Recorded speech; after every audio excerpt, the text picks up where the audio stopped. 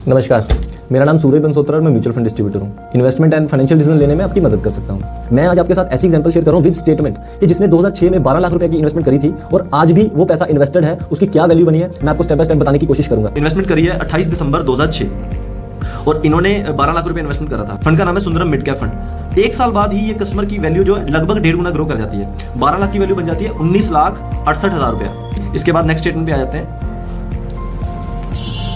ठीक है जी, अब ये नेक्स्ट स्टेटमेंट कहाँ की है? जैसे 19 लाख रुपए हमने देखा एक साल बाद, लेकिन 2008 ग्लोबल फाइनेंशियल क्राइसिस, सत्यम और लेमन ब्रदर, ये 3 ऐसे क्राइसिस थे जिसके कारण मार्केट में 65% की गिरावट आई थी। तो ये जो 19 लाख की वैल्यू थी वो घट के क्या रह गई? 6,96,000 रुपया। जो एक साल में 1.5 गुना ग्रो हुआ था, ठीक 2 साल बाद अप्रोक्सीमेटली 2 साल बाद वो पैसा आधे से भी कम रह गया या अप्रोक्सीमेटली आधा रह गया जो उसकी कैपिटल थी।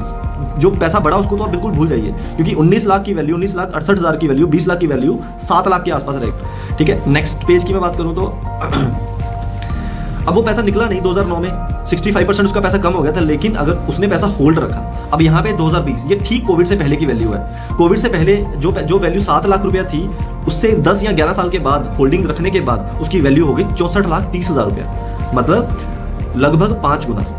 12 लाख की वैल्यू अब दिख गई 64,30,000 रुपया। अब कोविड से पहले की बात है, फरवरी 2020, कोविड का इंपैक्ट आया था मार्च 2020 में। चलो देखते हैं मार्च 2020 में इसकी वैल्यू क्या रही होगी। जी हाँ, तो ये रही कोविड के बाद की वैल्यू। 65 लाख या 66 लाख की जो वैल्यू थी वो लगभग 30% घट गई। अब वो वैल्यू रहेगी 44 लाख रुपया, 44 लाख रुपीज। अगेन ये ऐसा टेस्टिंग पीरियड था जो कोविड में हर कोई त्राहिमाम कर रहा था, भाई साहब पता नहीं बनेगा क्या, दुनिया बचेगी कि नहीं बचेगी। लेकिन इन भाई साहब जो इन्वेस्टर हैं, जिन्होंने इन्वेस्ट कर रखा है 12 लाख रुपया, इन्होंने अपने पैसे को बिल्कुल हाथ नहीं लगाया और आराम से बैठे रहे। ठीक है, कोविड के पहले ये 44 लाख की वैल्यू थी। अब थोड़ा सा दिल थाम के बैठिएगा, क्योंकि 44 लाख की वैल्यू अक्टूबर 2024 में, मतलब 4 साल बाद ये वैल्यू क्या बनी है, ये एक बहुत बड़ा सरप्राइज और शॉकिंग रिजल्ट निकल के आता है। क्योंकि 44 लाख रुपया था अप्रैल 2020 में। चलो मैं आपको ये रिवील कर ही देता हूँ। सर ये जो वैल्यू थी 12 लाख रुपए, ये वैल्यू बन गई 1,84,00,000 रुपया। 15 या 16 साल में अगर ये पैसा 13 गुना, तो कहने का मतलब लगभग हर साल या सवा साल या 1.5 साल के बाद आपका पैसा डबल हो रहा है। So this is the power of long term investing.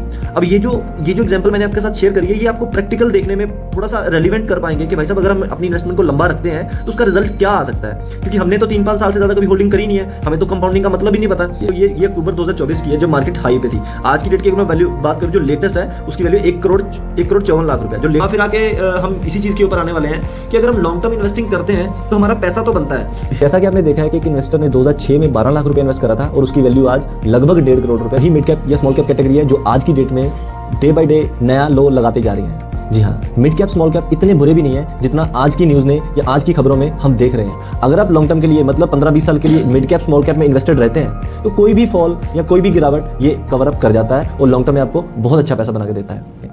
इसी के साथ एक इंपॉर्टेंट मैसेज देना चाहूंगा कि अगर आप सिर्फ बुल रन को राइड करेंगे तो सिर्फ रिटर्न बनाएंगे, लेकिन बुल रन और बेयर मार्केट दोनों को राइड करेंगे तो एक वेल्थ बनाएंगे। धन्यवाद।